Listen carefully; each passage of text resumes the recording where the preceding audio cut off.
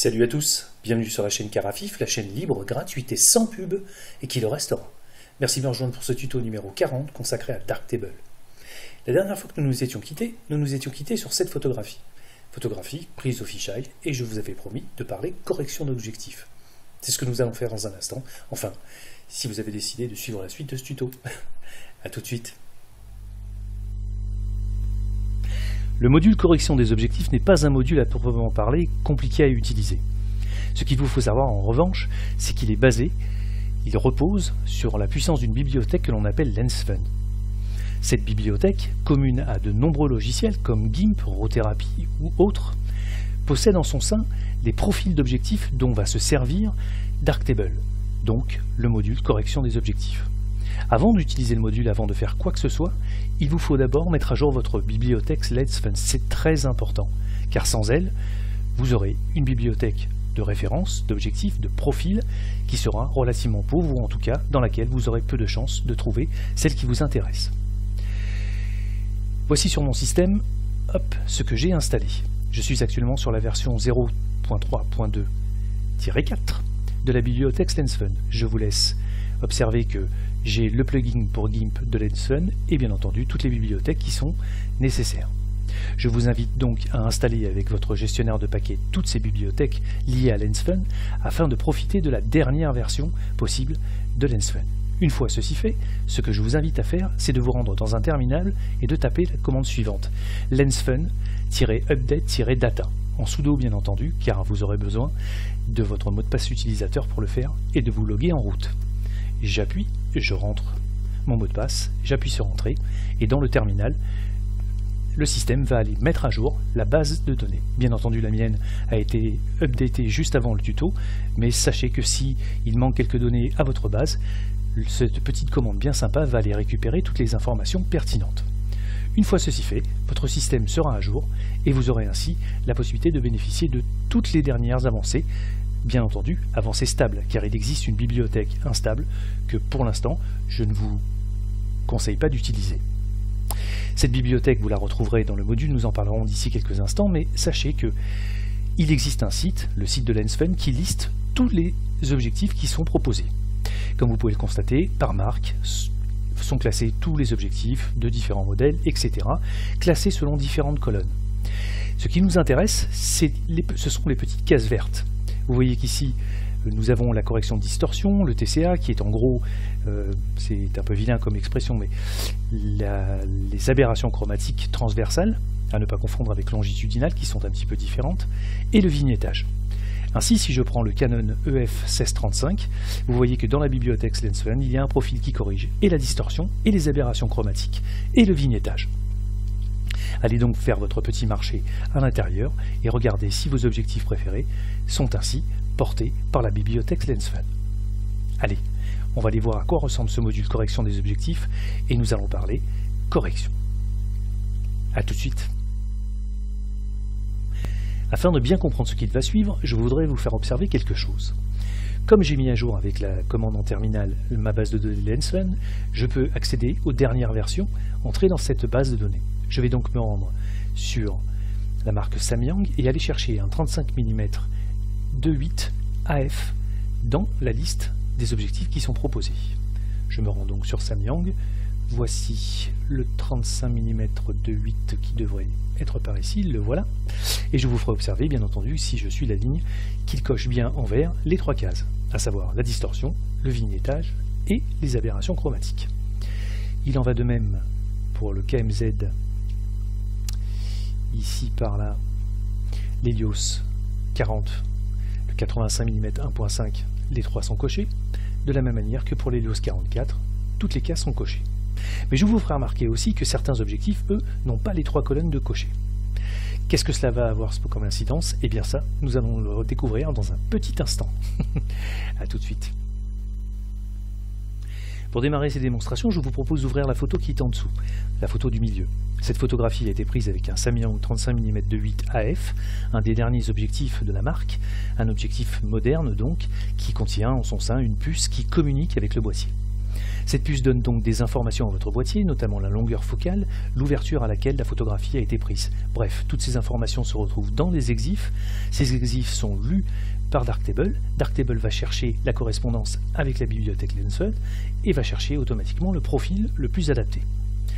Regardez, démonstration, j'ouvre ma petite image de ce Samyang 35 mm 2.8 AF et automatiquement vous voyez que Darktable a été allé piocher dans la bibliothèque Lensfun le profil correspondant au boîtier. Il a trouvé l'objectif, mais il a aussi trouvé la longueur focale et l'ouverture à laquelle cette photographie a été prise. Pour s'en convaincre, il me suffit de descendre dans les EXIF et nous voyons bien que la longueur focale c'était bien un 35 mm, enfin si c'était une focale fixe, mais que l'ouverture était bien de 2.8. Donc lorsque la bibliothèque Lensfun reconnaît votre objectif que Darktable a à sa disposition des EXIF, il le trouve automatiquement. Il me suffit ensuite d'activer le module et hop, automatiquement, pardonnez-moi, la photographie est corrigée en distorsion, en aberration chromatique, ainsi qu'en vignettage. Je vous ferai remarquer que en dessous de l'ouverture et de la distance focale, vous avez une petite ligne correction, au bout de laquelle vous voyez marqué tout. Tout, c'est le choix des corrections. Tout en bas, vous avez les corrections effectuées. Et dans les corrections effectuées, le module les a toutes faites. Toutes lesquelles, eh bien, en déroulant ce petit menu, vous voyez toutes les corrections que Darktable peut faire grâce au profil entré par la bibliothèque Lensfun, à condition bien entendu que ces corrections-là soient disponibles dans la bibliothèque. Si, comme nous l'avons vu tout à l'heure, certaines cases ne sont pas cochées, eh bien peut-être que certaines corrections ne pourront pas être effectuées, auquel cas, dans la ligne correction effectuée, on vous indiquera lesquelles auront été faites. En dessous, vous avez une ligne géométrie. Celle-ci vous permet de sélectionner différents profils géométriques à appliquer sur vos images. Ainsi, si vous sélectionnez Fisheye, vous avez une sorte de distorsion de l'image liée au modèle Fisheye. Vous pouvez le faire aussi pour de l'équilibre rectangulaire, vous pouvez le faire aussi sur de l'orthographique, du stéréographique, bref, sur différents profils géométriques, un peu à l'instar de ce que vous choisiriez dans un logiciel comme Hugin. Ces options sont très utiles selon que vous fassiez du portrait ou de la photo architecturale, etc. Parfois, il convient, pour obtenir le rendu le plus fin possible, de modifier l'aspect géométrique du rendu du module produit. Nous allons venir sur rectilinéaire, et nous avons donc à notre disposition une image qui aura été rectifiée. Attention tout de même, cette photographie a été rectifiée selon un profil qui a été créé de toutes pièces. Le profil peut, soit dans certains cas, soit dans la manière dont il a été conçu, donner des résultats parfois un peu faux, ou en tout cas pas tout à fait justes. Vous avez notamment la possibilité de corriger de façon dynamique les valeurs de votre module. Cette photographie a été prise à 2.8, mais je pourrais très bien simuler qu'elle ait été prise à f4, auquel cas la correction sera différente, notamment en ce qui concerne le vignettage. Vous pouvez donc, si le rendu de la correction de vignettage à 2.8 vous semble un peu trop flashy, de modifier ceci et de choisir un autre paramètre de façon très dynamique dans le module, dans le profil. En dessous, vous avez une ligne pour la correction des aberrations chromatiques, rouge ou bleu. Ainsi, si vous déplacez votre curseur, vous allez pouvoir lutter contre ces aberrations chromatiques qui ne sont bien entendu pas présentes sur cette image. C'est un très mauvais exemple, mais si vous en aviez, vous aurez la possibilité de les corriger grâce à ces deux curseurs. Ici, c'est l'exemple parfait. Tout va pour le mieux dans le meilleur des mondes, c'est un objectif moderne qui communique avec le boîtier, nous avons toutes les informations, Darktable a dans sa bibliothèque Lensfun le bon profil, bref, tout fonctionne parfaitement. En revanche, si comme moi vous êtes féru de M42, dans certaines situations, les choses sont un petit peu différentes. A tout de suite. Je vous l'ai déjà dit à de nombreuses reprises, je suis féru de vieux M42 russes. Ce sont principalement les objectifs que j'utilise pour faire mes photos. Ces objectifs sont donc, comme les objectifs manuels d'ailleurs à baïonnette, dépourvus de puces et donc ne communiquent pas avec le boîtier. Ces informations précieuses que je vois ici ne sont donc pas transmises par les objectifs manuels à mon boîtier. Que se passe-t-il lorsque j'ouvre une image prise avec un objectif de ce type? Je clique. Vous voyez que mon boîtier est bien entendu reconnu, c'est dans les EXIF, mais sur la ligne où j'avais tout à l'heure Samyang 35 mm 2.8, je n'ai plus rien. Je n'ai plus rien, tout simplement parce que Darktable n'a pas trouvé d'exif dans lequel les informations dont il avait besoin pour reconnaître l'objectif se trouvaient, donc il reste désespérément muet. S'il reste muet, ce n'est pas grave, car je sais que cette photographie a été prise avec un Helios 40, 85 mm 1.5, et je sais aussi, pour avoir consulté la liste en votre compagnie tout à l'heure, que toutes les options de correction étaient proposées dans le profil de LensFun. Si je clique sur cette petite ligne en pointillé, Darktable me propose un menu à tiroir dans lequel plusieurs marques d'objectifs sont listées. Si je vais sur KMZ et que je me rends sur la ligne Helios 40 85 mm 1.5 et que je clique dessus, mon Helios est entré à l'intérieur. J'ai donc à ma disposition maintenant un profil d'objectif à proposer à mon module. Seulement voilà, les exifs n'étant toujours pas présents, je ne sais pas, en tout cas mon module ne sait pas, à quelle distance focale, longueur focale, pardonnez-moi, cette photographie a été prise et surtout à quelle ouverture. Si je clique sur le petit menu déroulant, je vais donc aller chercher les informations chargées dans le profil, à savoir 85 mm, et je vais aller chercher l'ouverture. Supposée en tout cas, comme je travaille souvent à pleine ouverture, je pense que c'est à 1.5, hop, et automatiquement vous voyez que les corrections ont été effectuées. Toutes les corrections, la dernière ligne vous le rappelle. Si elle vous le rappelle, nous l'avons vérifié tout à l'heure, c'est tout simplement parce que le module a pu le faire grâce au fait que toutes les cases vertes étaient cochées dans la liste. Si je me rends sur tout, je peux néanmoins choisir de ne faire, par exemple, que le vignettage, auquel cas, dans les corrections effectuées, seul le vignettage aura été effectué et votre petite ligne vous le rappelle. De la même manière maintenant que pour nous, pour ce que nous avons fait concernant le Samyang, nous allons pouvoir changer le profil géométrique du rendu, mais aussi faire varier l'échelle, travailler sur les aberrations chromatiques, etc., etc., etc. Donc, lorsque vous avez des objectifs manuels, pas de panique, à condition que, bien entendu, ces objectifs soient listés dans votre bibliothèque LensFun.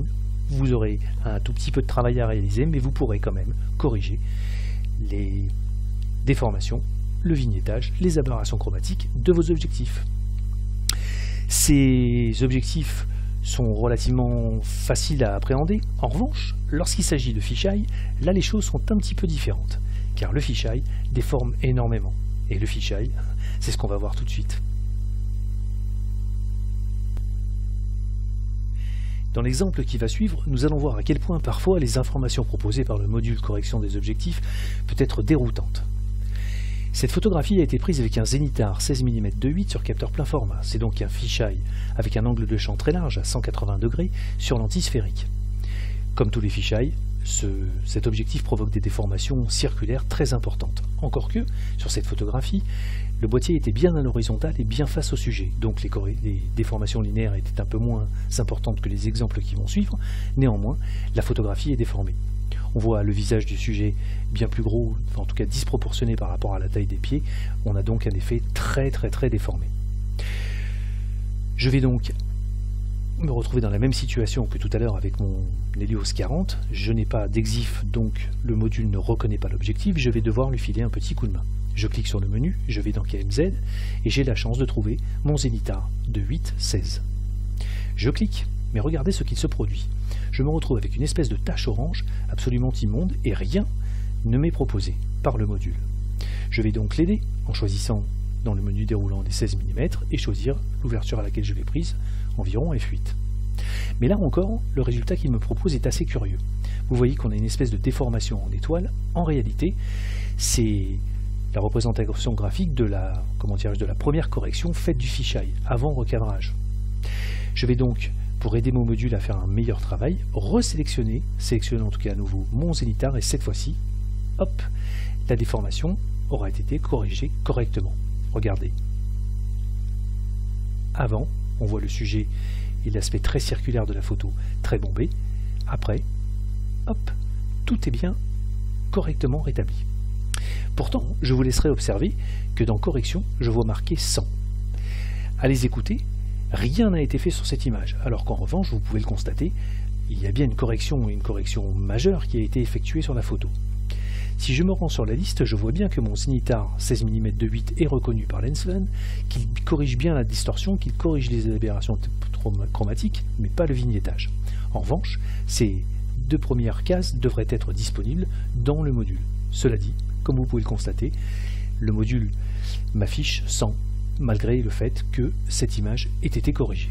Donc, parfois, faites confiance un peu plus à ce que vous voyez sur l'image plutôt que sur les lignes que vous propose le module, car parfois, peut-être que certains items auront été mal renseignés dans la base. Il n'en demeure pas moins que ce logiciel, cet objectif a pu être corrigé par votre module.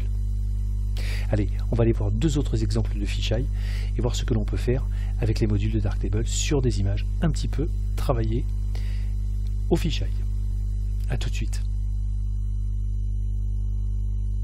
Cette photographie a été prise avec un Pentax K5, donc un capteur APS-C.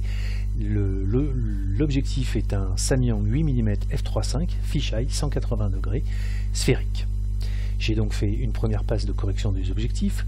Malgré que le Samyang possède une puce, il m'a bien trouvé les exifs, c'était bien 8 mm pris à f11, et j'ai eu cette petite déformation en étoile, comme pour l'exemple du Zénithar tout à l'heure. J'ai dû donc refaire une passe en sélectionnant un nouveau Samyang, et il m'a fait une correction de distorsion correcte. Distorsion et chromatisme, comme vous le rappelle la ligne du bas. Je suis allé ensuite dans le menu correction de perspective qui se situe juste au-dessus, souvenez-vous le tuto précédent. J'ai fait quelques petits réglages de cisaillement et j'ai commencé à doper la rotation vers la gauche de manière à commencer à faire pencher mon image. Puis je me suis rendu dans le menu recadrer et pivoter en travaillant ma ligne d'horizon et mon recadrage. Avant, après. Vous voyez que grâce à ces modules, on peut obtenir de très bons résultats. Allez, on va voir une dernière image, l'image qui nous avait conduit à ce tuto, pour voir comment corriger en temps réel une image déformée au fisheye lorsque le boîtier est penché. A tout de suite. Voici une nouvelle image prise avec un Zénithar 16 mm de 8 sur capteur plein format, donc fisheye sphérique 180 degrés. Comme pour tout à l'heure, je vais aller chercher mon modèle d'objectif, rentrer une longueur focale, puis sélectionner à nouveau ce Zénithar de manière à filer un coup de main au module afin de bien le reconnaître. La correction est effectuée. Souvenez-vous tout à l'heure, si l'on repart du modèle d'origine, nous avions des bâtiments très déformés, on voit bien l'aspect circulaire du fisheye, y compris sur les lignes de carrelage, et on voit bien qu'une fois le module saisi de ces corrections, l'ensemble est plutôt bien travaillé, malgré le fait que, comme vous pouvez le constater à nouveau, les corrections effectuées soient 100. Ce n'est pas grave, nous allons pouvoir améliorer encore un petit peu les choses en nous servant du module correction de perspective. Je n'utiliserai pas de module automatique car après recadrage, ce qui me restera de l'image sera beaucoup trop faible, trop petit, donc je vais travailler à la main et je vais commencer à rentrer des valeurs de cisaillement en montrant par exemple 0,06 ici. En correction horizontale, je vais pouvoir rentrer 0,60 par exemple. Voilà qui est pas mal. En vertical, 0,80, m'a l'air bien. Hop. Et puis un petit 0,15. Oui, 0,15 ça devrait le faire. Hop. De correction verticale.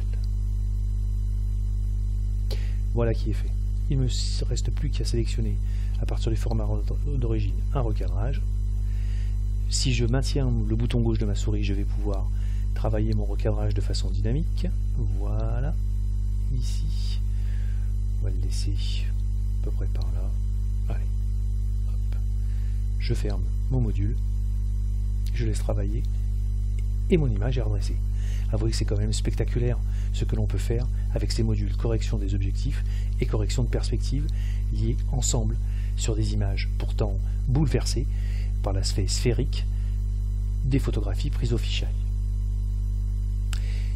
Une dernière petite chose avant de se quitter et on finit par la conclure de ce tuto. A tout de suite. Une dernière petite chose avant de se quitter. Jusqu'à présent, nous n'avons travaillé que sur des focales fixes, mais il existe aussi des zooms. Je vais aller donc faire une petite recherche dans ma photothèque en sélectionnant les objectifs, puis je vais sélectionner par exemple le Tamron AF1750. Je vais aller chercher une photographie parmi celles-ci. Et bien entendu, comme c'est un objectif moderne, dans le module correction des objectifs, tout a été reconnu, la longueur focale, l'ouverture, bref, tout va bien. Je l'active et ma correction est effectuée. Ce que je voudrais vous faire remarquer, c'est que Comme c'est un Tamron 1750, il a donc un range, une plage qui va de 17 mm jusqu'à 50.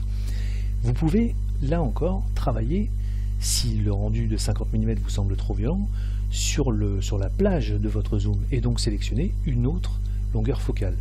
Vous pouvez le faire aussi sur 18 mm et vous voyez que les corrections se font de façon dynamique. Donc ce qui fonctionne sur une focale fixe fonctionne aussi sur un zoom. Ne l'oubliez pas, c'est très important. Vous pouvez aussi agir dynamiquement sur le range d'un zoom. Allez, une petite conclusion, histoire de se dire au revoir proprement. A tout de suite.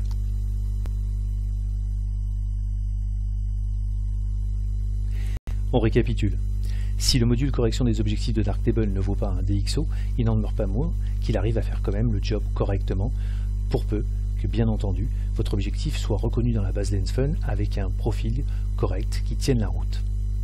Néanmoins, grâce aux réglages souples que vous apporte ce module, ainsi que le module correction de perspective, vous allez arriver à vous sortir d'à peu près tout, dès lors que votre objectif est reconnu, y compris pour des objectifs un peu extrêmes, comme des fisheye, surtout sur des objectifs de type M42 ou manuel, en tout cas des objectifs qui ne sont pas reconnus au niveau EXIF dans Darktable. La deuxième chose que je voudrais vous rappeler, c'est que bien entendu, une base LensFun à jour est toujours un gros avantage. Ce n'est pas seulement vrai dans Darktable, mais aussi dans d'autres logiciels. Sachez qu'il existe aussi un plugin pour GIMP, un plugin LensFun qui vous permettra de faire la même chose dans votre GIMP préféré. Et sachez aussi que cette bibliothèque est, comme je vous le disais tout à l'heure, commune à bon nombre de logiciels et que, bien entendu, vous pouvez la faire vivre en proposant des profils si vous êtes capable d'en créer au travers de logiciels comme Hugin qui offre un petit module bien sympa pour le réaliser. Je vous remercie beaucoup d'avoir suivi ce tuto numéro 40. Je vous dis à très bientôt pour de nouvelles aventures sur la chaîne Carafif et comme d'hab, c'est bon pour le référencement. Abonnez-vous, visionnez et surtout partagez afin que ces vidéos profitent au plus grand nombre. Et une spéciale dédicace à Alf Milf qui se reconnaîtra. A bientôt, salut, bye bye.